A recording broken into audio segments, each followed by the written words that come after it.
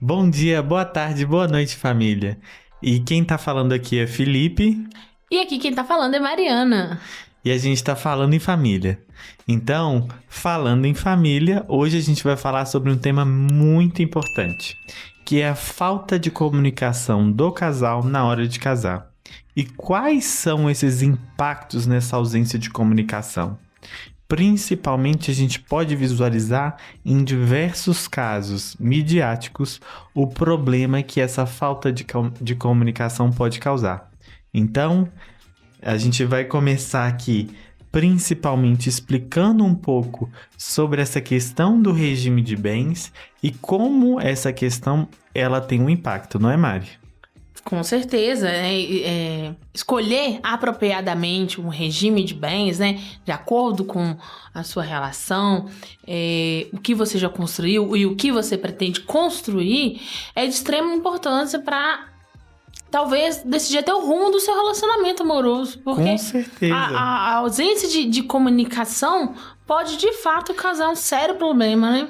E a questão do regime nada mais é do que você decidir o que você quer dividir e o que você não quer dividir com aquela pessoa em termos patrimoniais, né? Não quer dizer que você escolher um regime ou outro que você vai ser menos amoroso ou ser mais amoroso, enfim, isso não podemos condicionar isso de forma alguma ao regime de bens. Uma coisa é em relação ao patrimônio, outra coisa em relação ao aspecto aí afetivo das partes. Isso não guarnece qualquer relação.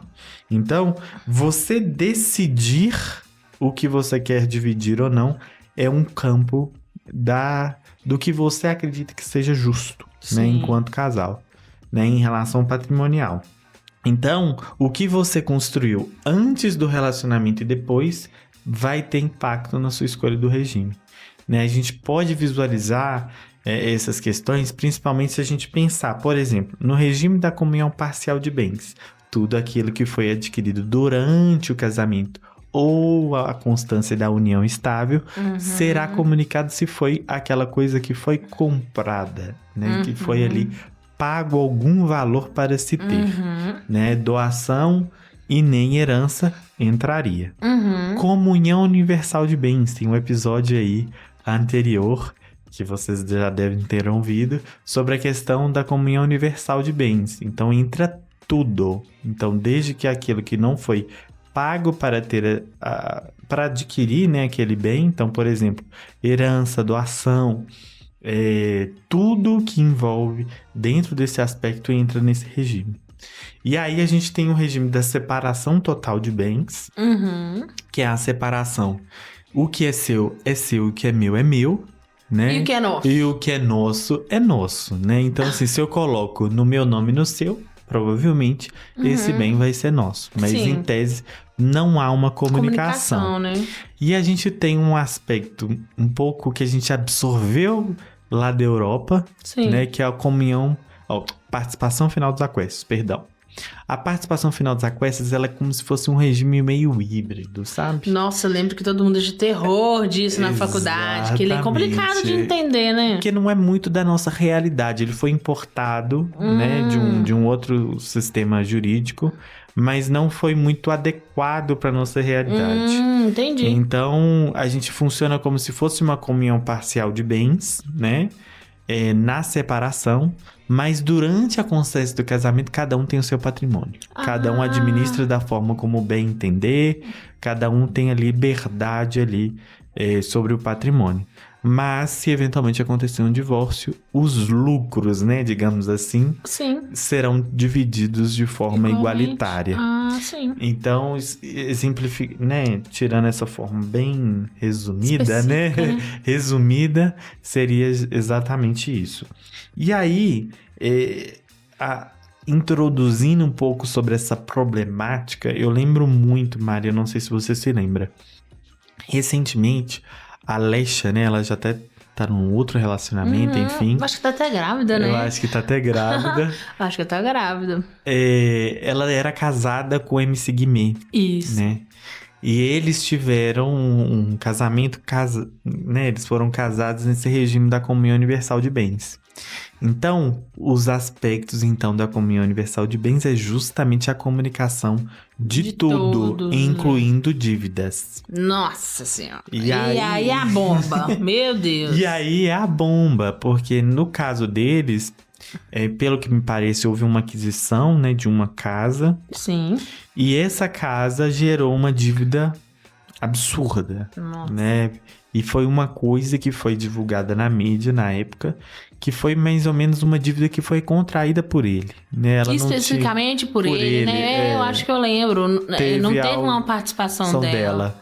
E aí, inclusive, ela foi nas redes sociais falando que ela não era responsável pelo pagamento dessas dívidas, que, enfim, tinha uma série de circunstâncias ali que ela não seria responsável, né, digamos assim. Uhum. E aí gerou essa dúvida, né? Muitas pessoas, nossa, mas não é justo com a Alessia que não fez essa A aquisição, dívida, não fez essa uhum. dívida. Mas, gente, não houve essa conversa. Não houve uma consulta com um profissional para saber se realmente aquilo não comunicaria. E aí é aquilo, né? Quando você escolhe o regime da comunhão universal, você está aberto a esse tipo de situação, né? Exatamente.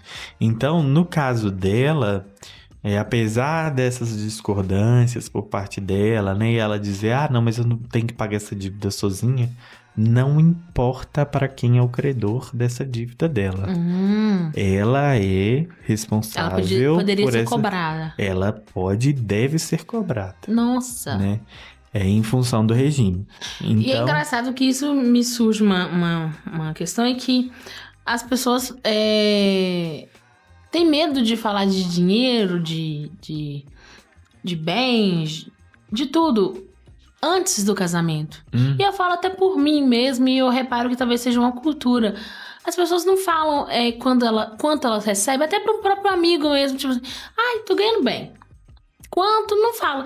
Não sei se é uma cultura de, vai botar um olho gordo, não sei o que é. de desconfiança. Não sei. Mas quando você tá no relacionamento, né? E você tá propício a tornar esse relacionamento duradouro, por que não falar isso antes do casamento? Com certeza. Inclusive antes do casamento, né?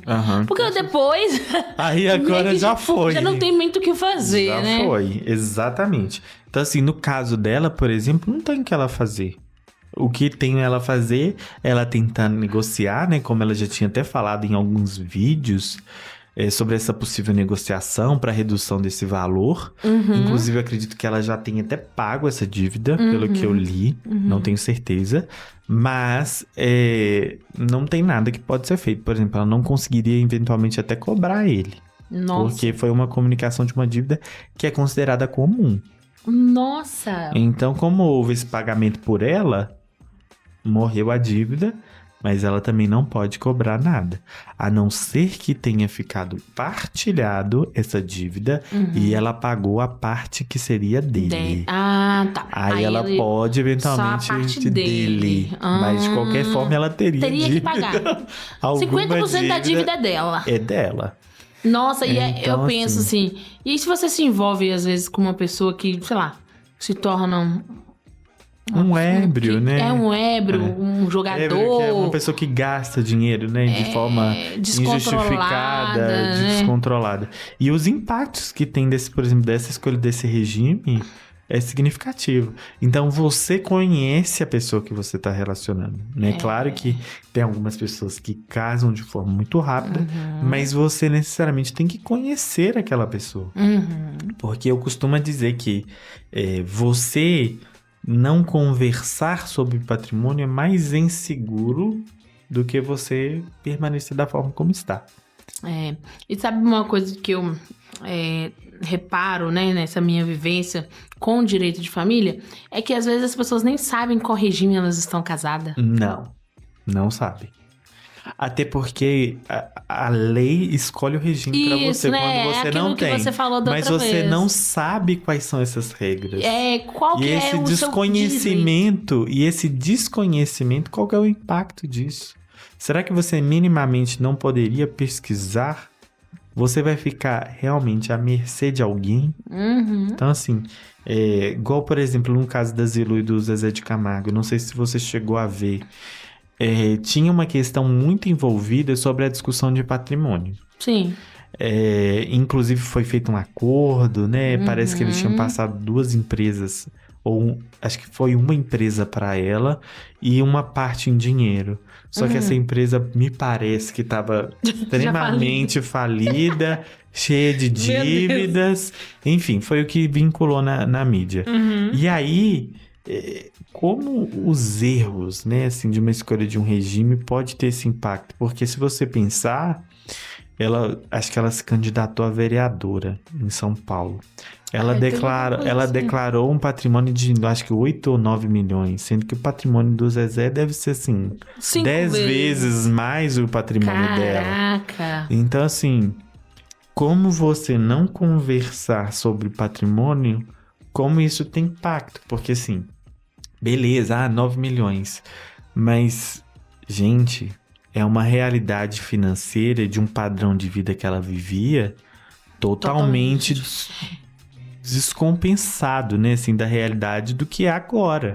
E assim, pelo menos pelo que a gente vê naquele filme lá, Dois Filhos de Francisco e tal, ela esteve com ele desde o começo, né, do inicinho mesmo, assim, de segurar as pontas na casa, já com 2, 3 filhos, se eu não me engano, enquanto ele se arriscava ainda nesse futuro incerto da música, né?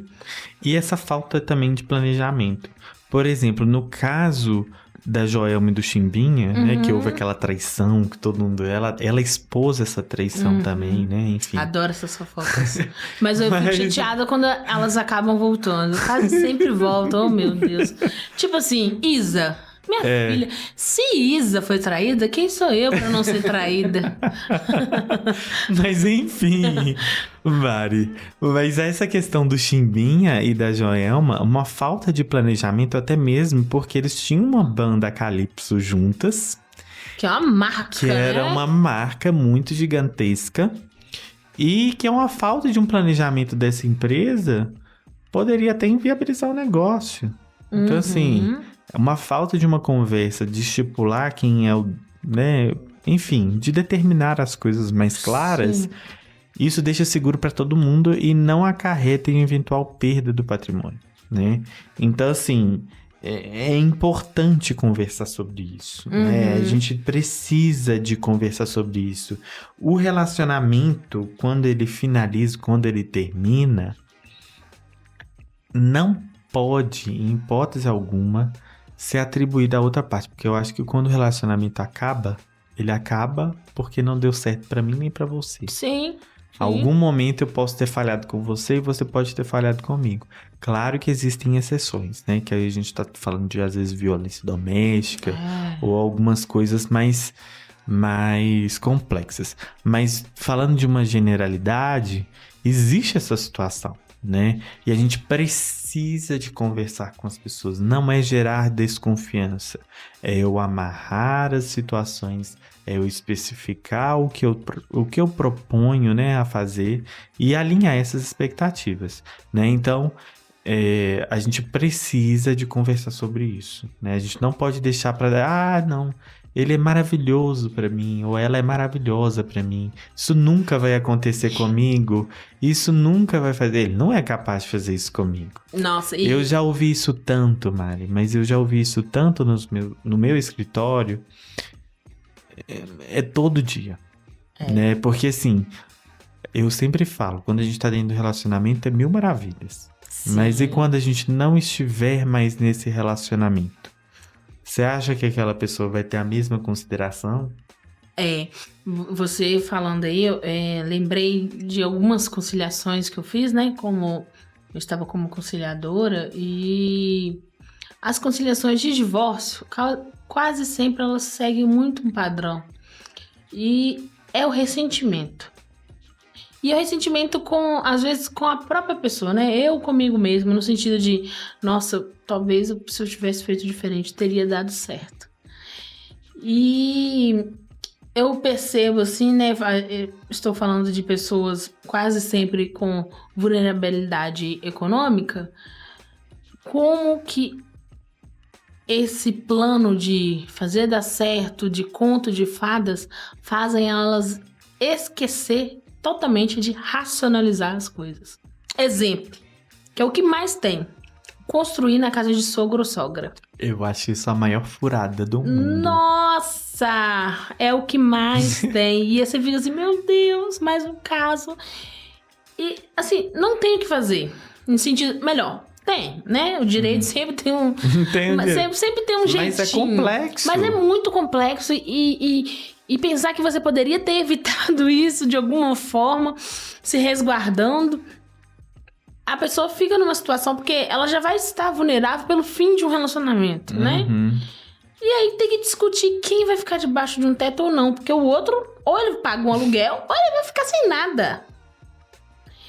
E é uma situação complicada.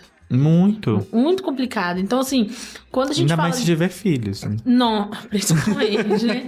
Principalmente. Isso aí a gente tá nem falando. Porque aí nossa senhora. Aí a discussão...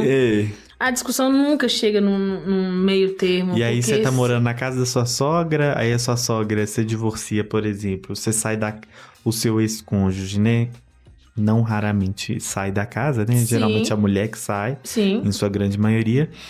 Mas aí imagina, esse cara sai da casa, você fica residindo praticamente na casa da sua sogra, com filhos, e ela às vezes determinando como vai ser a criação. Isso é muito comum que eu vejo. Sim. Então, assim, essa interferência, né, essa falta de conversa, às vezes essa falta de individualidade também, que é um ponto muito importante que você tocou. E sabe o que eu percebo? Que às vezes a pessoa já chega lá falando assim, não, a casa eu construí no sogro, na sogra, eu sei que eu não tenho direito a nada, eu não quero discutir, eu só quero separar. Aí você fala assim, pô... Não faz isso. A vontade é essa, né? Porque assim, eu como conciliadora, eu não posso dar muito pitaco. Mas você ajudou a construir, cara. Você foi lá, nem que você tenha ficado em casa cuidando dos filhos, isso é uma colaboração que ajudou na construção daquela casa, né? E quando você deixa isso a mercê, então você vê que essas pessoas já estão, não sei, descrentes e tal... Lá atrás elas também estavam descrentes, porque elas não escolheram o regime, né? Não escolheram o regime, não escolheram como fazer, aonde fazer. E aí quem determina, né? É o juiz. Ou a lei, né? A própria lei, né? Porque o regime... Ele é muito claro, né? A legislação em relação ao regime. Mas, na maioria das vezes... Principalmente nesses casos, igual você disse, sobre construções em casa de sogra ou sogro... Acaba que fica muito a critério do juiz. Porque tem juízes que entendem que não existe essa parte dentro do processo de divórcio, por exemplo. Né? Que, em tese, esse proprietário do bem teria que estar ali na ação para realmente discutir isso. E tem juízes que entendem de forma diversa. Né? Como se você está construindo ali, você tinha conhecimento, a parte deixou, então você eventualmente teria direito sobre essa benfeitoria no imóvel. Mas é uma coisa que não há uma previsão determinada de como deve ser operacionalizado esse direito, né? Por exemplo, de forma procedimental. Qual que é o tipo de processo? Eu vou entrar com uma dissolução de condomínio? Não posso, porque eu não sou proprietário. Vou entrar com uma ação dentro do divórcio falando que aquilo é um bem comum? Não sei. Então, assim, tem diversas formas disso ser executado. Mas em situação que eu não consigo ter um diálogo com a pessoa, e aí essa pessoa às vezes querer me prejudicar, né? Porque isso aí infelizmente acontece, né? Essa ausência de uma conversa, deixar as coisas chegarem ao limite, né? Porque às vezes as pessoas ficam num certo comodismo, né, em relação ao relacionamento. Sim, e acaba a zona de conforto, né? E aí acaba ficando nessas situações de vulnerabilidade. Sim. Né, que aí você acaba dependendo de como outros vê você dentro desse relacionamento. E aí eu acho que quando você determina, olha, será que é romântico eu entrar num relacionamento, num casamento, sem pensar no futuro? Será? Eu sempre fico pensando... Como começar, então, Lipe? Como começar Eu acho que começar... Né, como fazer esse pontapé inicial, assim, né? Vamos numa suposição. Tô namorando. Tô namorando, né? E há um tempo e tal. Pensando, talvez, de que aquilo ali vai durar... Um bom tempo. Um bom tempo. Eu espero que pra sempre. Tô namorando e o que eu faço? Como que eu começo esse bate-papo com meu companheiro? Olha, com meu namorado? Eu acho que é importante você fazer alguns questionamentos, né? É claro que, assim, o que a gente quer construir junto, né? O que a gente pretende em construir juntos? E como que a gente vai proteger isso de alguma forma? Né? Se o meu intuito, não, olha, eu quero levar a minha vida, e aí vai depender da resposta do seu cônjuge. E não tem problema você perguntar isso, porque você está perguntando justamente como ele vê esse relacionamento no futuro. Até mesmo para você saber se você precisa de investir nessa pessoa. Sim. Porque às vezes... Investir seu tempo, né? Não é só seu dinheiro, não. Porque às vezes essa pessoa não tá alinhada com você. Porque às vezes você tá achando que você tá... quase em união estável e a pessoa tá achando que tá no namoro. Então, assim, é alinhamento enquanto relacionamento. O que a gente quer construir no futuro e como a gente vai fazer para proteger isso. Na prática, como isso vai funcionar, né? E como isso vai funcionar. Então, assim, eu preciso de saber disso. Depois disso, não tem problema e não geraria nenhuma desconfiança em uma consulta com um advogado. Para você verificar realmente se faz sentido aquele tipo de regime, se não vai ter briga, alinhamento de expectativa, né? Eu percebo que as pessoas hoje na era do job, vamos falar assim, né? As pessoas têm muita impressão de que qualquer conversa sobre dinheiro é interesse. Interesseiro, interessado, interessante, não sei o que é. Gente, mas sabe não qual que é o maior né? problema da população? A gente vive no sistema capitalista, né? Isso aí não tem como negar. E a maior parte do nosso tempo a gente passa no trabalho. E o trabalho pra gente é dinheiro.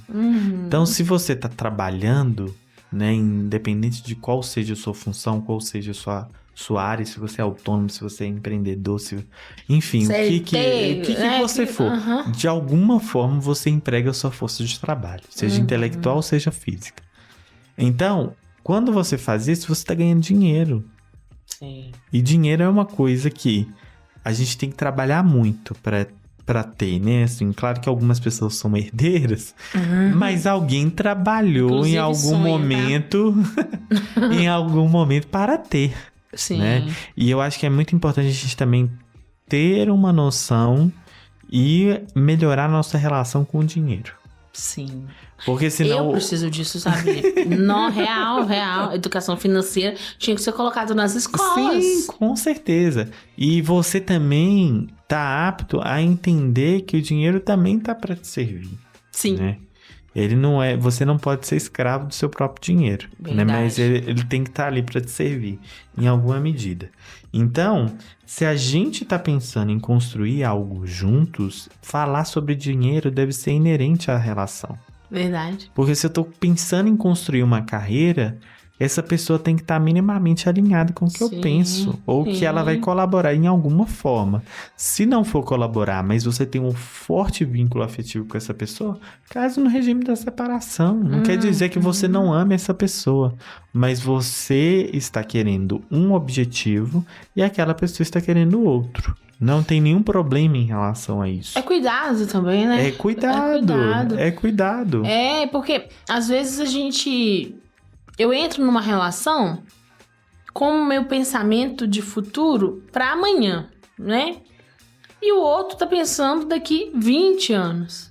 E se a gente não alinhar essas expectativas aí, esses tempos, esses lapsos temporais aí, vai dar um problema. Com certeza. Né? Porque, vamos supor, muita coisa que a gente almeja alcançar precisa de um planejamento. Com certeza. E aí, se o meu planejamento é para 10 anos e para o outro é para 5 anos, assim, a conta não vai bater. Exatamente. Quem vai pagar o pato? O pato. Vamos falar assim. Quem vai pagar o pato dessa conta aí? E aí começa as intrigas, não, as divergências que ruídos de comunicação. minam o relacionamento. Se tem uma coisa que eu percebi durante essa minha experiência de vida mesmo e de advocacia é que o dinheiro, a falta de comunicação sobre o dinheiro mina um relacionamento. Com certeza. Mina um relacionamento e muitos relacionamentos acabam por causa disso. Por causa dessa falta de conversa. Falta de conversa. E aí, a gente pensa muito sobre essa questão dessa desconfiança e tudo mais. E hoje, no Brasil, a gente sente uma resistência muito grande em relação a contratos, né? Uhum. Principalmente os pactos antinupciais, né? Sim, interessante. A gente ouve falar isso mais fora do Brasil, né? Interessante, é muito utilizado, por exemplo, nos Estados Unidos, né? A gente vê cada coisa até um pouco absurda, né? Por exemplo, a Jennifer Lopez, né? Com aquele... Eu esqueci o nome dele, mas é um ator... É o que faz o Demolidor. Isso, é que ele chama? Eu esqueci o nome. Mas eles fizeram um pacto antinupcial justamente porque tinha estabelecido lá no pacto antinupcial que eles tinham que ter relações sexuais. Pelo menos uma vez por semana. Que isso? Então, assim, meu Deus! Eu não tava sabendo disso, não. E você estipular isso, hoje no Brasil não é permitido, né? Porque isso seria uma legalização de um possível estupro, né? Porque se ela não quisesse, não teria como. Gente, que loucura! Mas isso é possível lá. Assim como o Mark Zuckerberg e a esposa dele, né? Do Facebook, eles marcam, né? Toda semana eles têm que ter no mínimo um encontro de 1h30. Então, assim, o pacto antinupcial... Vou falar a verdade. Eu acho isso um tanto quanto estranho, viu? Fala sério. 1h30 é pouco pra mim. Mas aí você pensa na rotina dele. Então, ela já teve essa demanda. Então, teve pelo menos um diálogo em relação a isso. Porque se isso foi colocado no papel, deve fazer um sentido pra eles.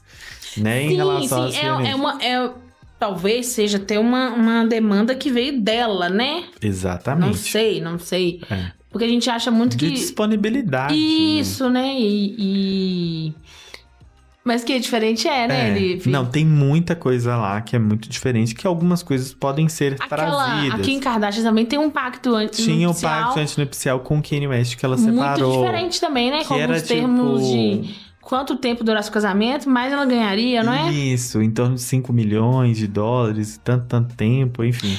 Era um escalonamento, né? A gente percebe que realmente o casamento é um contrato, né? Lá é contrato. Aqui a gente ainda encontra muita resistência. Sim, mas é um contrato. Sim. A gente deveria tratar mais como um contrato, porque a gente sofreria menos em função de tudo que pode acontecer.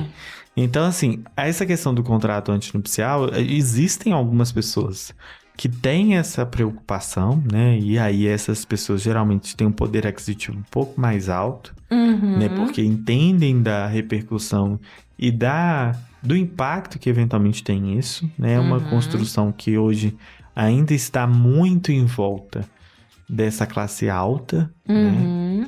Mas é uma coisa que tem que se popularizar.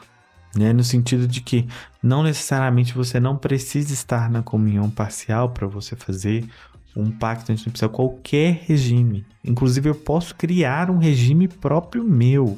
Né? Bacana. Eu posso misturar um regime com outro. Então, por isso que essa importância da comunicação, de você conseguir estabelecer o que você pretende dentro do relacionamento, o que você acha que seja ideal, o que a outra pessoa acha que seja ideal, alinhar essas arestas para a gente conseguir estabelecer o que é melhor para o casal, o que faz mais sentido. Porque quando você faz isso, você evita esses ruídos. Porque aí, se você alinhou com a pessoa, ela assinou, ela tem consentimento de que aquilo que foi produzido fez sentido para ela naquele momento, muito dificilmente ela vai fazer alguma coisa, a não ser que ela seja uma pessoa hipócrita, que ela tenha desvio de caráter. Que aí também não dá pra gente prever, né, gente? Vamos falar a verdade. Mas que tem. Tem. Olha só, a verdade é que eu não coloco a mão no fogo por ninguém. Mas você falando aí, Lipe, me veio dois questionamentos. Primeiro, qual é o momento que eu devo propor esse pacto? Né, assim, entre um casamento e um namoro, qual que é o momento exato, assim? Olha. O ideal, né? Eu procuro um advogado, porque eu sei que tem essa cultura ainda que as pessoas pensam muito que o advogado é só pro conflito, pro embate, né? Naquele... É aquela ideia bem ultrapassada já, né? O advogado, ele é pra mim aquele que grita, que fala. Ordem no tribunal. Mas existe um momento, eu acho, que assim, quando você perceber que tá ficando uma coisa muito séria, né, que vocês estão construindo objetivos, né, ou tanto vocês num relacionamento hétero quanto homo, né, porque hoje é possível casamento homoafetivo, e a gente pensar que quando você tá verificando que existe ali, minimamente, o objetivo de constituir família com aquela pessoa, não estou dizendo ter filhos. Sim. Porque não necessariamente você precisa de ter filhos para ser considerado uma família. Eu não preciso de ter filho para ter um relacionamento, né? Então, quando você minimamente perceber isso, já é um momento de conversar, né? E aí, se você alinha as expectativas e consegue chegar... Porque não vai ser possível fazer só a sua vontade. Né? Isso aí também tem que ser... Relacionamento é concessões, né? Exatamente. Não tem como, gente. Não é Pelo amor de Deus. Mas também nem você conceder tudo também não, tá, gente? Principalmente as mulheres. Acorda, minha filha. Tira essa sangamonga dentro de você. Mas essa questão de você conseguir conversar sobre isso, aparar as arestas, tentar chegar num denominador comum, né, que seja interessante para os dois, já tá na hora de se casar. Eu sou, assim, super mais a favor do casamento do que da união estável.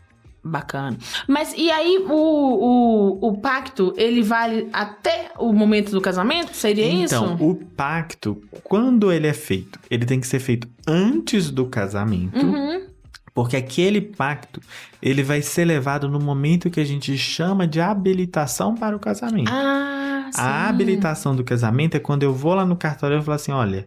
Eu tô livre, desimpedido, eu quero casar com essa pessoa. Vê se eu tô livre e desimpedido pro cartório civil. Né? Aí o cartório civil, ele vai falar assim, ele vai te retornar se você tá habilitado ou não para casamento. Sim. E você tem um prazo estipulado pela lei. Sim. E aí, dentro desse prazo, você vai fazer sua cerimônia. Né? E aí você vai ter habilitação e tudo mais. Mas antes desse processo todo, você já tem que ter feito seu pacto. Então, essa conversa realmente tem que vir antes. Alinhou, faz o pacto antinupcial no cartório de notas. Ah, sim. E aí é muito importante a presença de um advogado para a elaboração desse documento, porque é um documento sério e que vai gerar impacto e você tem que consultar realmente isso. E ele tem, então, a validade, a duração dele é pós-casamento também, né? Isso, ele só vai ter validade com a cerimônia. Ele não produz efeito nenhum se não tiver a realização do casamento. Entendi. Então, se você fez o pacto e não casou, não tem problema. Entendi. Não tem problema nenhum, não te vincula em nada. Ele só vai te vincular a partir do momento lá na habilitação, que foi esse momento que eu falei, né? Do cartório verificar se você pode ou não casar, se você já foi casado, enfim, uma série de circunstâncias. Que aí, nesse momento, você entrega. Junto com a habilitação. Por isso que é importante muito ter um advogado, porque o advogado ele tem que trabalhar o pacto todo dentro da lei, né? Não dá pra fazer tirar um pacto.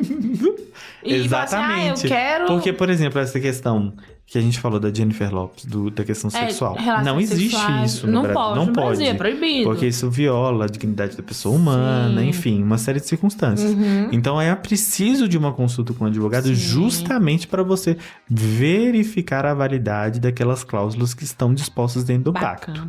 Tá? Então, assim, eu acredito que o momento ideal seja esse momento. Percebeu que tá sério, conversa. Conversou, aparou as arestas, casa. Não é que eu seja contra a união estável, gente, mas é muito inseguro pra mim. Eu acho que, assim, você percebeu que tá certo, já casa. Pra evitar circunstâncias, enfim. Sim. Então, você casando, você acaba... Casa, gente, claro, casa. né? Pensando com as devidas... tudo, né? Se a pessoa vale a pena. Precauções tomadas, né? De preferência, consultando o advogado, sabendo onde você está entrando e com qual regime, aí você pode casar, né? Não é casar de qualquer jeito, não. Exatamente. Mas Lipe, você assinaria um contrato assim? Claro. Assinaria? Claro. Eu assinaria, com certeza. Porque eu acho que, assim, eu não posso ser demagogo. Né? Assim, se eu recomendo isso para os meus clientes... Por que você não faz? Porque eu não faço, né? Eu acho que, assim, vai muito da dinâmica. Não que você necessariamente tenha que fazer. Mas se você verificar que tá fugindo um pouco da realidade, do que tá determinado na lei, aí você pode ter essa livre disposição patrimonial, né? De você determinar como que você queira que seja feito. Por exemplo, às vezes vou determinar o regime da comunhão parcial, que é aquilo, né, que foi adquirido durante a constância do casamento, ou da união estável, e aquilo comunica com o meu parceiro, eu posso excluir um bem. E olha, esse bem aqui, a empresa, eu quero que seja excluída. Sim. Eu quero que seja excluída eventual... porque assim, pode ser que os frutos daquela empresa, a pessoa tenha eventualmente direito se for na comunhão parcial, né? Sim. Frutos que eu digo distribuição de lucros, tudo que advém ali daquela empresa. Então pode ser que tenha essa comunicação. Se eu coloco essa empresa, mesmo que ela seja adquirida anterior ao casamento e determino ela como um bem particular e que os frutos dessa empresa também serão e não terão essa comunicação, você entende que eu já estou resguardando em relação a isso? Nossa, demais. Então, assim, a importância de a gente conseguir conversar sobre isso é necessário para que a gente tenha uma proteção, pelo menos minimamente, do que a gente acha que é justo. Né? Então, assim, não é que é uma regra que todos os casais tenham que fazer. Sim, sim. Mas se você vê que faz sentido você fazer, tem que fazer. O que a gente vê é que no papel o amor é muito bonito, né? Na fala, principalmente. Nossa Senhora, promessas e promessas, meu Deus. E a realidade é outra, né? A realidade é bem diferente. Bem diferente. Então, por isso que você tem que ter essa conversa franca. Chegar, sentar e conversar. Olha, o que você pensa no futuro? Como que a gente pode fazer para eu proteger isso aqui que eu não abro mão? Como você pode proteger isso que você não abre mão? E a gente alinhar a expectativa. E pensar que isso não está ligado diretamente ao amor, a quantidade de amor. Eu amo mais, eu amo menos. Tipo, olha, eu decidi que esse bem eu não vou comunicar, ou esse bem nós vamos comunicar, porque nós estamos planejando juntos a nossa vida. Decidir isso não vai medir o seu amor pela pessoa. Pelo contrário, vai medir muito mais o seu amor. Clareza. O seu amor por você, né? Isso. Porque o também é importante. Amor, que é importante em qualquer relação. E o seu amor pela relação em si. Porque... E eu acho que é muito da realidade do Brasil a gente falar, porque eles são metade das laranjas. Porque eles são... Nossa, a tampa e a panela. Nossa, só a frigideira. Mas aí a gente esquece que são duas pessoas com individualidades diferentes. Sim. Com objetivos diferentes. E não tem nenhum problema nisso. E a gente tem que pensar que essas pessoas, quando elas estão juntas, elas são dois inteiros. Que estão juntando juntos para construir, às vezes, alguma caminhada juntos. Justamente. E não tem problema. Não tem problema. Não existe essa metade. São duas laranjas inteiras. Inteiríssimas. Então, é verdade. E assim, não existe isso, gente. Para você entrar no relacionamento, se você tá entrando no relacionamento em metade, aí já tá errado. E já tem carência. Já tem carência, e essa carência você vai despejar no outro. E o outro vai ficar sufocado com aquilo, e a tendência de o seu relacionamento acabar por causa disso é altíssima. Com certeza. Né? Porque uma hora cansa. Cansa. Porque você acaba perdendo a sua individualidade. Sim, você tem que ser você, né? E eu falo muito disso. O casamento, ele vai trazer muitos embates, porque são duas pessoas com criações diferentes. quase sempre, né? A família, ela tem muitas coisas parecidas, né, e tal. Mas tem... Seja de uma cultura de, sei lá... Lavar um copo. De tudo. De organização de casa, de tarefa. Sabe? Isso, inclusive, pode estar estabelecido dentro do pacto antinupcial. Olha que bacana. Porque quando a gente está falando de deveres, por exemplo, a gente pode fazer, né? Agora, por exemplo, eu já tive uma realização de um pacto antinupcial que a pessoa colocou até o garfo que ela tinha anteriormente. Ela tá errada? Não. Se pra ela fez sentido aquela realização... E o outro aceitou? E o outro aceitou, quem sou eu pra julgar, né? Então, assim... Pra gente, às vezes, pode soar absurdo. Nossa, mas, poxa, ela pôs um ferro de passar roupa. Ela pôs um ferro de passar roupa, uma tábua de passar. Gente, se eles conversaram, alinharam isso... Provavelmente eles têm mais possibilidades de dar certo do que uma pessoa que não conversou sobre isso, vai ficar remoendo essa situação e vai jogar isso na primeira vez na cara da pessoa. Justamente, na primeira briga, mas também a minha tábua de passar. Então, que você quebrou, que eu comprei com o meu dinheiro. Você fala assim, nossa, velho, aquele trem talado. Mas é a verdade, a gente sabe que é a verdade. Então, direito assim, de família é isso mesmo. Realidades. Mas então, assim... Eu queria agora trazer, né, Mari, pro pessoal dizer pra gente. Vocês achariam chato ter que conversar com um advogado pra poder casar?